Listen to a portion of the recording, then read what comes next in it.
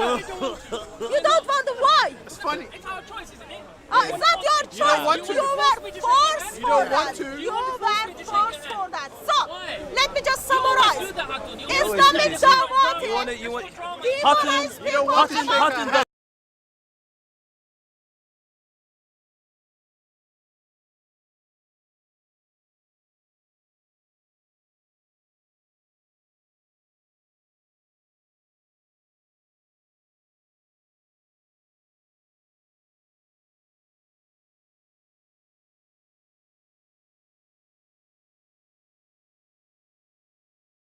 If you left me, you have to believe him. Sir, I love you. Let me give you a hug.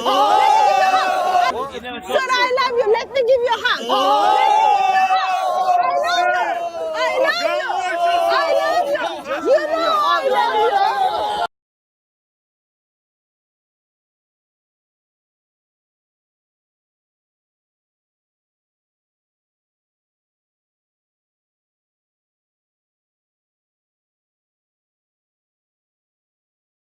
I love you. I love you. You know I love you.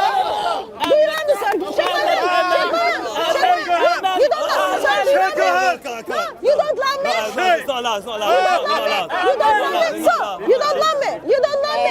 You don't love me. But I love you. And you are still lying. Allah subhanahu wa ta'ala. All right, shake my hand. It's fornication. Shake my hand. I can shake your hand. You're a man. Are you going to fornicate with me? Do you want people to The hadith doesn't say that. The hadith doesn't say that. Hadith is madness. No, it doesn't say You're that. not even using your brain anymore. You hugged her earlier. Your didn't you? brain anymore. Did you hug her You're earlier? not even using it. Did you hug her? Bad. So, did you hug her? Did you hug her earlier? Madness. Did you hug her earlier? Yes, Christ loved us so much.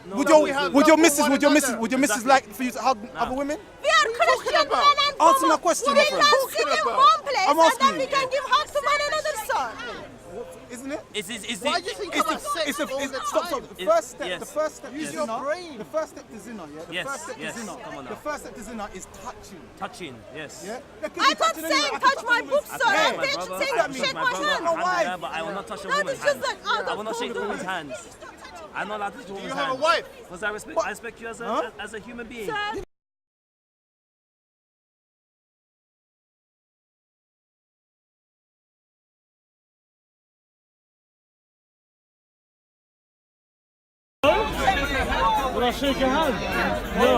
No, in our religion we don't shake hands with women. So, because we don't want to. Because our prophet said.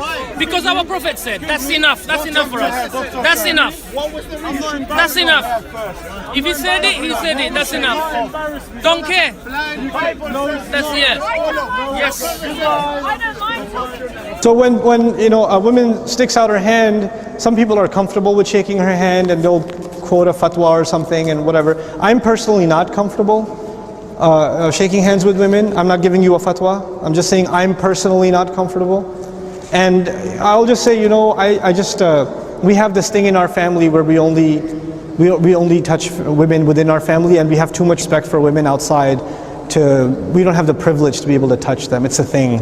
It's a Muslim thing. So instead of turning it into something like, ew, you kafir, I can't touch you, I turn it into, listen, just out of respect for women, unless they're in our family, we don't have the right to touch them. I hope you can respect that. And they do. We just gotta find a smart way of saying things.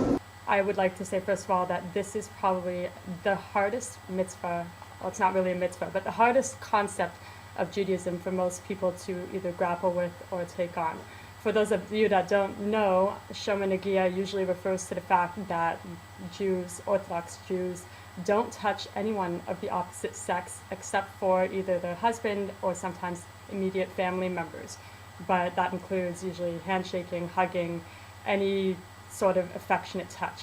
So this is obviously in many societies considered very weird, and is definitely something that gets a lot of shock when it's first heard about.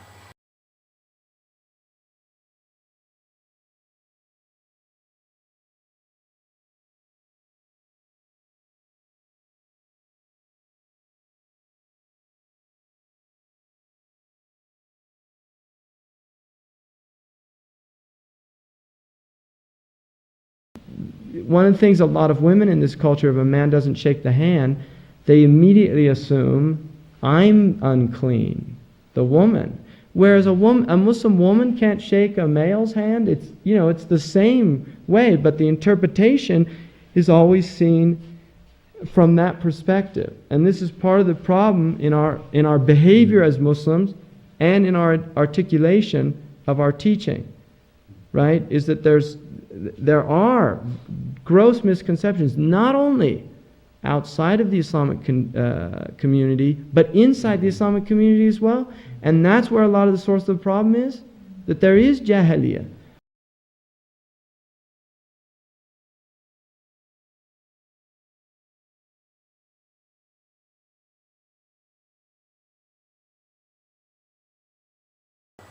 A little about the meaning of the word. Most young Jews or Bal-Juba shorten the term Shomer Negiah, and they will say just Shomer. So often, you know, you'll hear a Jew say, like, "Are you Shomer?" AKA, "Can I shake your hand?" Shomer literally means to guard. It comes from the Hebrew verb lishmor, which means to guard or to keep. So you can be Shomer anything. You can be Shomer family time, Shomer kashrut, Shomer Shabbat, Shomer going for a run in the morning. You know, anything that you guard and you hold close to your heart, you can be Shomer. So when someone asks you, "Are you Shomer?"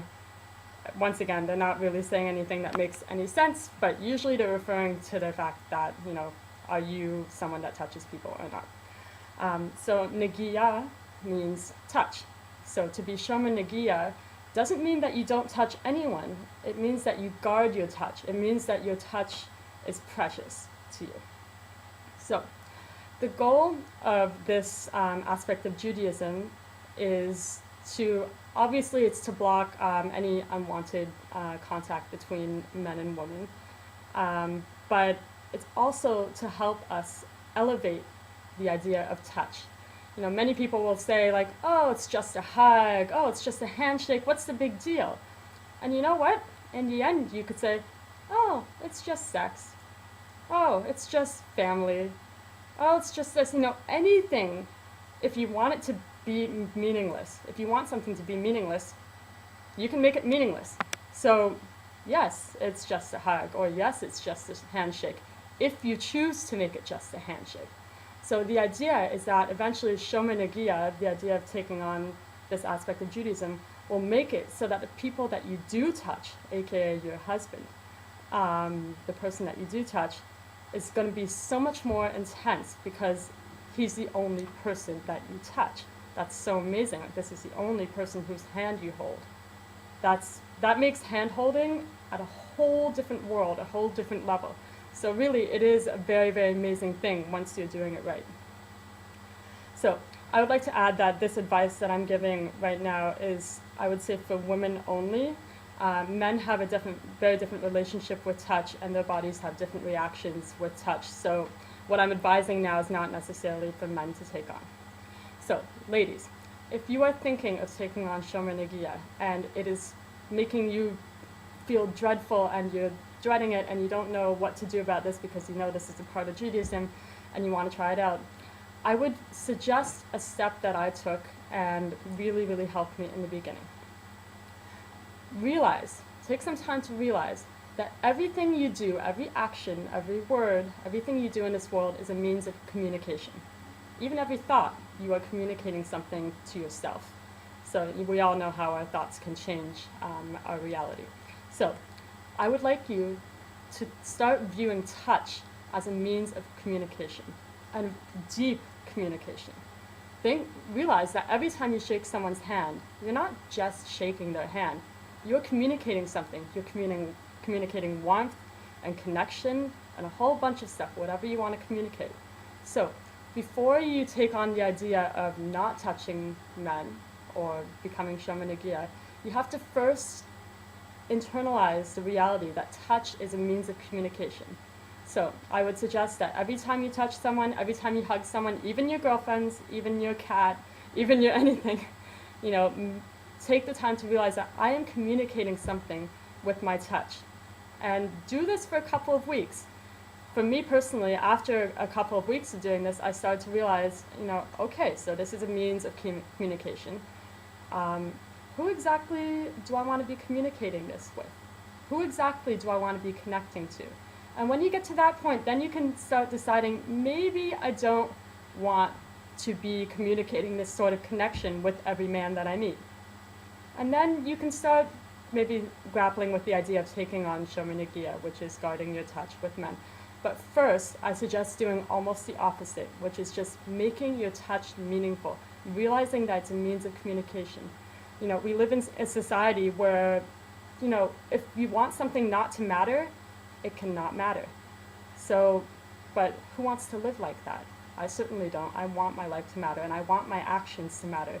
So take the time to realize that touching people and hugging people, shaking hands, these are all means of communication, and really internalize that reality.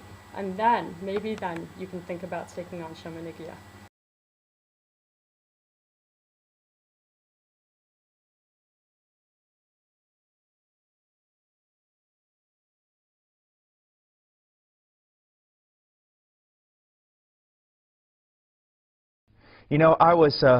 I was teaching in Europe last year, and a bunch of girls came into the auditorium, and kind of European techno-punk type stuff, and pretty wild. And I tell you, my heart went out for them, because you could tell immediately they didn't have a father. And it was a lot of them there. So I asked them this question. I said, girls, how many of you have seen BBC's version of Pride and Prejudice, or even Pride and Prejudice with Keira Knightley? And most of them raised their hand. And I said, after you saw the movie, or while you were viewing the movie, did it just make you feel sad, in a way? A melancholy, maybe, that you couldn't understand? Most of them said yes. And I said, let me suggest to you what was the reason for the melancholy. Is that you live in a culture that has killed beauty. It's killed dignity. It's killed innocence. It's killed manners and courtesy and chivalry and absolutely everything. And here you watch this movie where women dress a certain way. They're refined in a certain way. They don't participate in the brutish things of men. They're concealed. They're, again, innocent. It's like this. I say, young girls, can you imagine a movie where a girl is sitting there and all of a sudden a guy reaches for a book, and while he reaches for the book, she reaches for the book, and he happens just to touch her hand lightly while he's reaching for the book, and it literally takes her breath away. See, we can't experience that anymore, can we? Because we're so just immoral and gross that the touching of a hand can't cause your heart to beat faster. It can't take your breath away because of the culture in which you live, the death of beauty. It's your job to restore that. Another study that also looked at evangelicals found that 80% of the youth identified themselves as individuals who are engaging in premarital sex. And that's 80% of evangelicals when you consider everybody. And that's 80% of evangelicals admitting it.